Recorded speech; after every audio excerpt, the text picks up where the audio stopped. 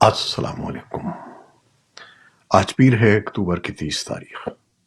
پاکستان میں اس وقت شام کے 7، بھارت میں 7:30، اور یہاں ہمارے اسٹوڈیوز کی گھڑیوں میں صبح کے 10 بج رہے ہیں۔ وائس آف امریکہ واشنگٹن کی اردو سروس سے میں ہوں خالد حمید، خبروں کے ایک بلیٹن کے ساتھ۔ اسرائیلی فضائیہ کا کہنا ہے کہ گزشتہ 24 گھنٹوں کے دوران اس نے غزہ میں حماس کے 600 اہداف کو نشانہ بنایا ہے۔ اسرائیل نے کہا کہ اس نے شام اور لبنان میں بھی اہداف کو نشانہ بنایا ہے۔ اسرائیلی فوج نے پیر کو کہا کہ یہ حملے دونوں ممالک کی جانب سے شروع کیے گئے حملوں کے جواب میں کیے گئے تھے۔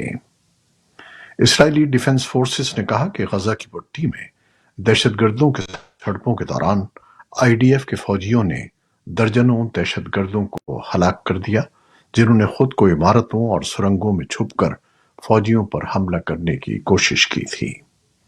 حماس نے بھی شمال مغربی غزہ میں شدید لڑائی کی اطلاع دی ہے۔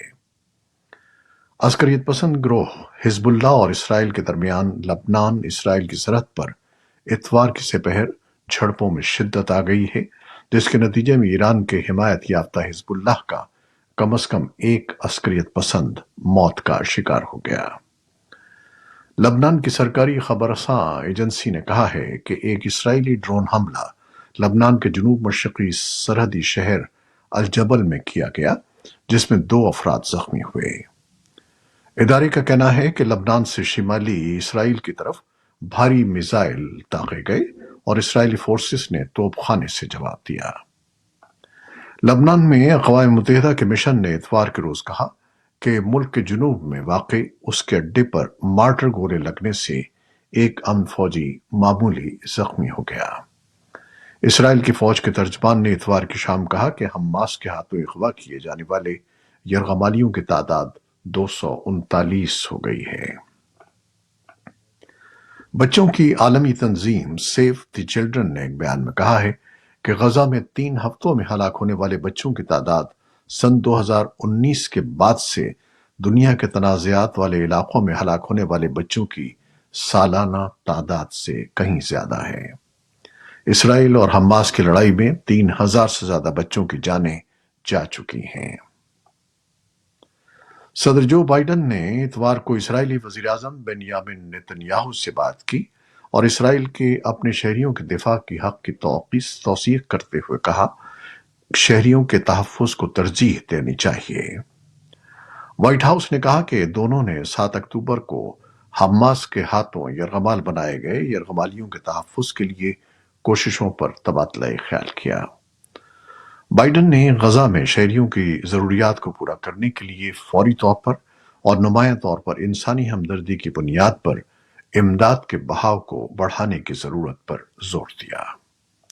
بائیڈن نے مصری صدر عبد الفتاح السیسی سے بھی بات کی اور غزہ میں شہریوں کو ضروری امداد پہنچانے میں مصر کے کردار کا شکریہ ادا کیا۔ وائٹ ہاؤس کی رپورٹ کے مطابق دونوں نے مشرق وسطی میں دیرپا اور پائیدار امن کے لیے مل کر کام کرنے پر اتفاق کیا، جس میں فلسطینی ریاست کا قیام بھی شامل ہے۔ اسرائیل اور حماس میں شروع ہونے والی جنگ کے بعد 24 دن میں لگ بھگ 3 درجن ٹرکوں پر مشتمل امدادی سامان کا سب سے بڑا قافلہ غزہ میں داخل ہو گیا ہے۔ رضاکاروں کا کہنا ہے کہ یہ امدادی سامان بھی لوگوں کی ضروریات کو پورا کرنے کے لیے کافی نہیں ہے۔ اتوار کو امدادی سامان سے لدے 33 ٹرک غزہ میں داخل ہوئے تھے۔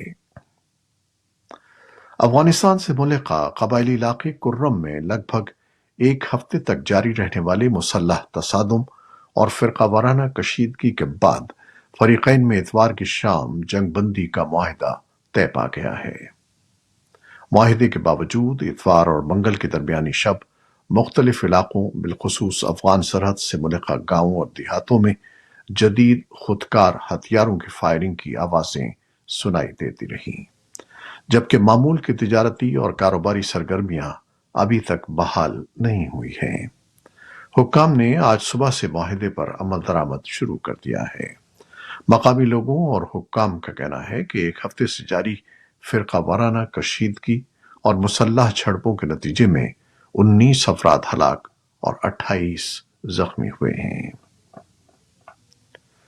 روس کی پارلیمنٹ کے ایوان زیریں کے چیئرمین اور روسی صدر ولادیمیر پوٹن کے اتحادی ویاشسلاف لوڈن کے مطابق اگر یورپی بلاک روس کے منجمد فنڈز کو یوکرین کی تعمیر نو کے لیے استعمال کرتا ہے تو روس ممکنہ طور پر یورپی یونین کے ممالک کے اثاثے ضبط کر لے گا۔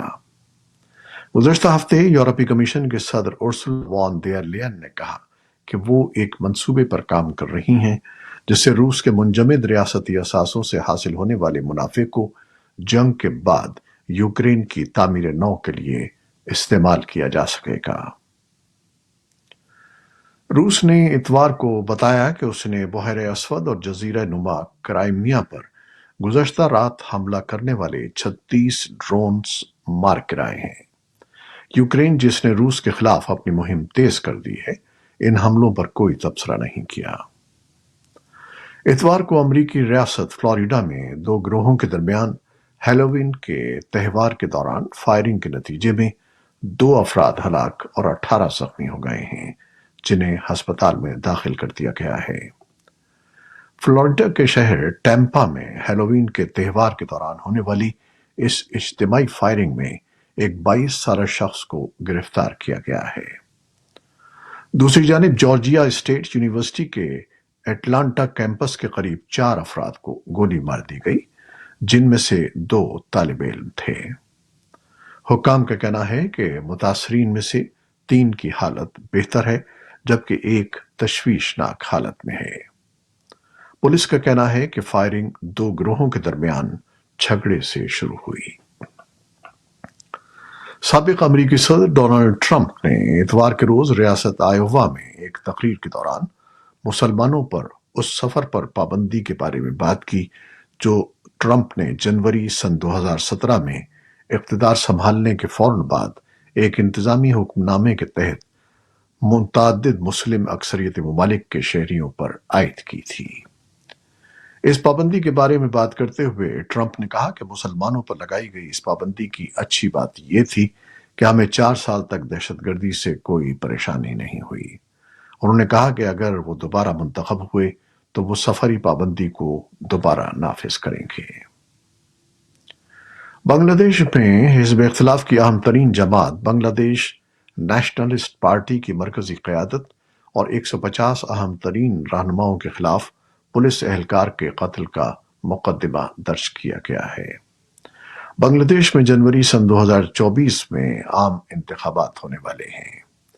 حزب اختلاف کی جماعتیں اس سے قبل وزیر اعظم شیخ حسینہ واجد کے استعفے اور آزادانہ الیکشن کے انعقاد کا مطالبہ کر رہی ہیں۔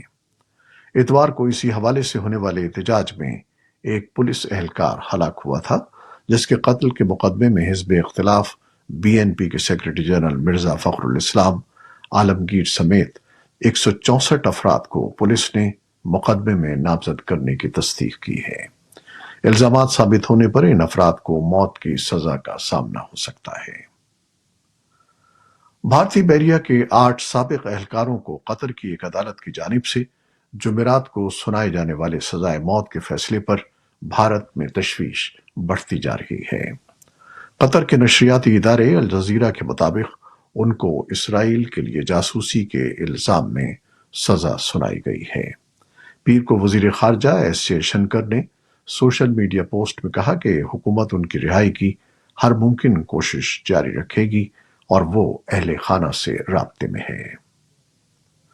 بھارت کی ریاست آندھرا پردیش میں ایک ٹرین حادثے میں 14 افراد ہلاک اور 50 سے زیادہ زخمی ہو گئے۔ حکام حادثے کی وجہ انسانی غلطی کو قرار دے رہے ہیں۔ یہ حادثہ بھارت کے سرکاری ریلوے نظام کو 2 دہائیوں میں بدترین حادثے کا شکار ہونے کے چند ماہ بعد پیش آیا ہے جب 292 افراد ہلاک ہو گئے تھے۔ یہ تھیں وہ خبریں جو فیس بک لائیو پر ہم نے آپ کے لیے پیش کی۔ ہماری ویب سائٹ، یوٹیوب اور پوڈ کاسٹ پر یہ بلیٹن آپ کے لیے پوسٹ کر دیا جاتا ہے۔